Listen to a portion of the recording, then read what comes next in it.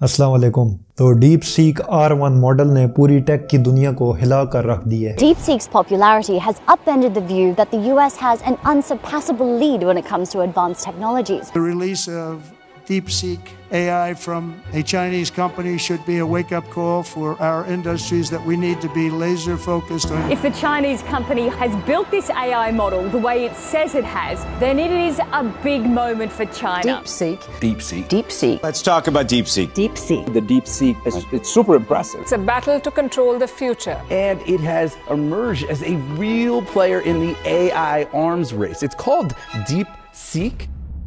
Deep seek R1 model के launch होने के बाद यूएस को $1 ट्रिलियन का स्टॉक मार्केट में लॉस हुआ है और एनवीडिया को $500 मिलियन का लॉस हो चुका है। So what basically is deep seek? Deep seek एक लार्ज लैंग्वेज मॉडल है जो चाइना ने डेवलप किया है और ये चैट जीपीटी को नेक टू नेक कंपैरिजन दे रहा है। तो चैट जीपीटी का जो मोस्ट पावरफुल मॉडल O1 है उसकी जो सब्सक्रिप्शन फ़ी है वो $200 है। डीप सीक जब लॉन्च हुआ इसने कॉस्ट बहुत रिड्यूस कर दी है और कहानी सिर्फ यहाँ ख़त्म नहीं होती।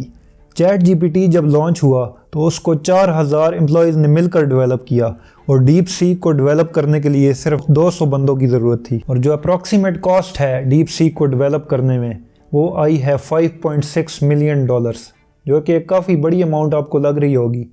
लेकिन जब जीपीटी को ट्रेन किया, उसके मॉडल्स को ट्रेन किया, उसकी जो कॉस्ट थी वो billions of dollars, tens of millions of dollars में आई थी।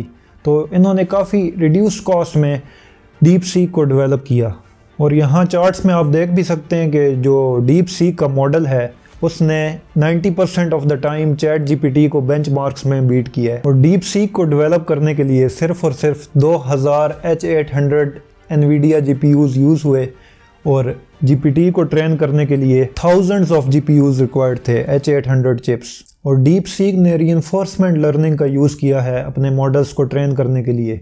अब रीइंफोर्समेंट लर्निंग क्या होती है? Reinforcement learning is like training a pet dog. आप डॉग को जब ट्रेन कर रहे होते हैं उसको कहते हैं सिट, तो उसको कोई रिवॉर्ड भी देते हैं उस पर, तो वो उससे सीखता है। इस तरह एआई मॉडल्स को जब हम ट्रेन कर रहे होते हैं तो उसके लिए हम डिफरेंट उसके लिए रिवॉर्ड्स देते हैं एआई को, जो उससे सीखता है। तो जैसे ही उसके पास डाटा आता रहता है वो उससे फिर से लर्न करता है, सेल्फ लर्निंग में चला जाता है। इस तरह वो सुपरवाइज्ड लर्निंग से रीइंफोर्समेंट लर्निंग की तरफ चला जाता है। तो डीप सीक का जो बेनिफिट है वो होगा प्रोग्रामर्स को, रिसर्च बेस्ड जो काम कर रहे हैं उनको, रिसर्चर्स को और फ्रीलांसर्स को जो अपने सिस्टम्स डेवलप कर रहे हैं। और स्मॉल कंपनीज जो हैं अपने सिस्टम को डेवलप करने के लिए बहुत ज़्यादा पैसे उनको रिक्वायर होते थे, बहुत इन्वेस्टमेंट रिक्वायर थी अपने मॉडल्स को जीपीटी के API से कनेक्ट करने में।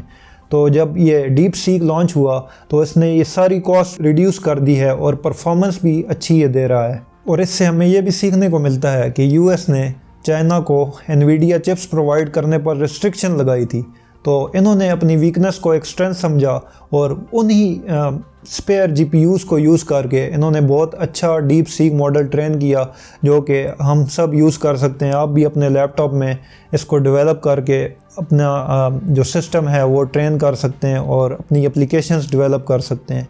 तो ये बहुत बेनिफिशियल है फ्रीलांसर्स के लिए और स्पेशली स्टूडेंट्स के लिए जो इस पे काम कर रहे हैं। तो आपसे मैं मिलता हूँ नेक्स्ट वीडियो में, तब तक के लिए अल्लाह हाफिज़।